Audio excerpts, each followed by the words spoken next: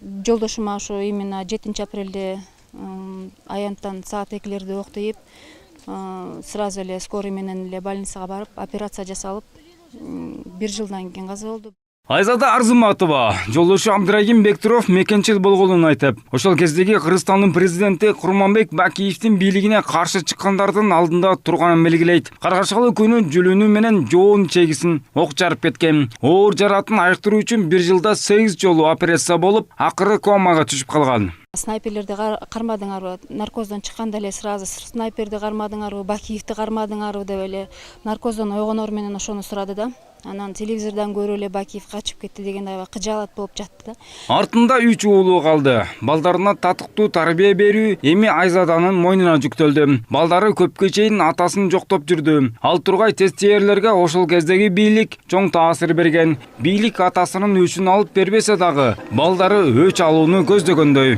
Азыркыга чейин деле Бакиевдин деле сөзүнөн түшпөйт да, атамды Бакиев атты, Бакиев мынтебиз деп ойногондо деле автомат пистолет көтөрүп алып, биз Бакиевди өлтүрөбүз дешип эле до сих пор ошого чейин калып калды да балдардачы. Мындай үй бүлөдөн 100дөн ашат. Азыркыга чейин унута албай келишет. Бирок Курманбек Бакиев сырттан соттолгону менен жазага тартылбай жатканына нааразы. Канды окуядан каза тапкандардын жакындары азыркы бийлик ошол кезде берген убадаларын көбүн аткарбай жатканын айыптап, жок дегенде апрель инкылабынан каза тапкандарга оңчулуктуу жардам бере албай жатканын айтышууда.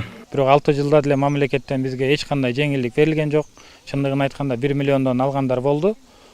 Батырлык наамды алып алып, баягы жаракат албагандыктан батырлык наамды алып жүргөн батырларыбыз көп. Биз айтат элек ошондой батырларга, эгер кыргыз элин сыйласа, кыргыз мамлекетин сыйласа, ошо батырлыгын өткөрүп берип, бизге окшогон жигиттер ошо кыргыз элине кызмат кылабыз деп ойлойт. Ал ортодо айрымдар башкаруу системасы алмашканы менен көзгө көрүнүктүү өзгөрүүлөр болбогонун белгилешүүдө. Өлкөдө соттор менен милицияга болгон ишеним жок. Бийликтин кайсы гана бутагы болбосун коррупциядан башы арыла элек. Элдин социалдык абалы жакшырып кеткен жок. Кадрдык саясатта да чаба албойдон. Бирок айрым жакшы өңүткө өзгөргөн жагдайлар дагы бар дешет. 2016-жылга 6 жыл болуп атат. Ошонун ичинде демократиялык керемелерибиз гана болбосо, мына мен өз көз карашымда, мисалы, мурдагы бийликте, мисалы, пресса маалыматына, журналисттерге же болсо демократия куугунтулуп келсе, азыркы күндө андай жок. Чындыгын айтыш керек, жакшы жактарда, жаман жактарды айтып коюшум керек.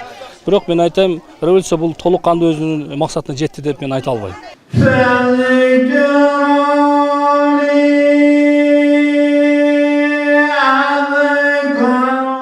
Максаттар жүзөгө ашпаса дагы, маркумдарга Куран окутуп, сооп алалы деген апрель баатырлары жана маркумдардын жакындары ар аймактан чогулушту. Аксы окуясында каза тапкан, апрель революциясында жана июнь коогаасында каза тапкандарга Куран багышталды.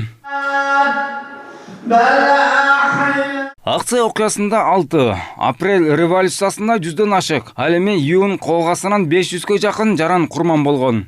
Улукбек Кутманбаев, Адилет Марсбеков, Вести Бишкек.